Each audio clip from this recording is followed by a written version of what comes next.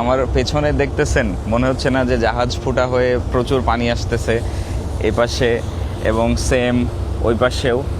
আমি যদি আপনাকে বলি যে ছোট্ট মিঠা পানির ঝিনুক আমেরিকার গ্রেট লেকসে কোটি কোটি ডলারের ক্ষয়ক্ষতি করে ফেলছিল, আপনার বিশ্বাস করতে কষ্ট হবে আমি জানি।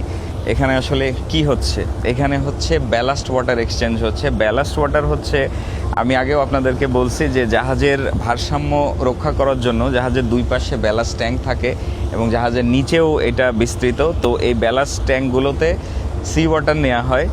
যেহেতু আমরা আমাদের জাহাজ এখন এমটি, জাহাজে কোনো কার্গো নাই, তো এই ব্যালাস্ট ওয়াটার নিয়ে আমরা আমাদের জাহাজের ভারসাম্য ঠিক রাখি। এই ব্যালাস্ট ওয়াটার যেন এক সমুদ্র থেকে অন্য সমুদ্রে না যেতে পারে। ফর এক্সাম্পল, আমরা এখন মেডিটেরেনিয়ান সিতে আছি, আমরা মেডিটেরেনিয়ান সি এর ওয়াটার আটলান্টিক ওশানে নিয়ে যাব না। সেই কারণে আমরা আটলান্টিকে পৌঁছানোর আগে এখানকার সমস্ত পানি এইভাবে আমরা আস্তে আস্তে এক্সচেঞ্জ করে ফেলবো, যেন মেডিটেরেনিয়ানের যে সামুদ্রিক প্রাণী, ক্ষুদ্র অণুজীব, ব্যাকটেরিয়া ইত্যাদি ইত্যাদি, এইগুলো মেডিটেরেনিয়ান থেকে আটলান্টিকে পৌঁছাতে না পারে। এর পেছনে ওই যে শুরুতে যেটা বললাম, একটা ঘটনা বলে, বেশ কিছু বিখ্যাত ঘটনা আছে। তার মধ্যে হচ্ছে জেব্রা মোসেল। জেব্রা মোসেল হচ্ছে ইউরোপে এবং পশ্চিম এশিয়ার নদীগুলোতে থাকা একটা মিঠা পানির ছোট্ট ঝিনুক, যেটা 2 থেকে 5 সেন্টিমিটার মতো।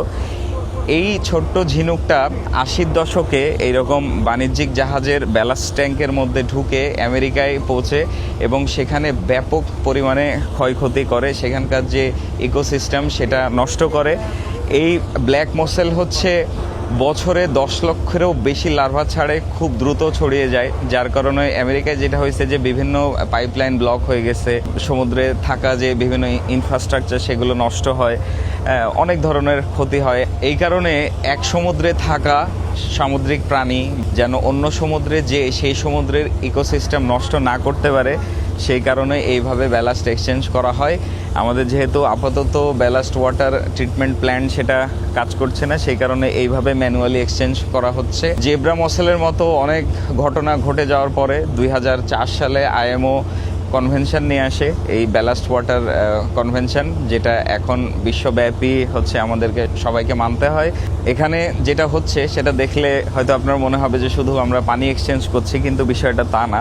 বিষয়টা হচ্ছে যে সমুদ্রের কোটি কোটি অণুজীব, ছোট ছোট সামুদ্রিক প্রাণী এক সমুদ্র থেকে অন্য সমুদ্রে যে ইকোসিস্টেম যে নষ্ট করা, এটা যেন না করতে পারে, আমরা আসলে সেই ব্যবস্থাটা নিচ্ছি।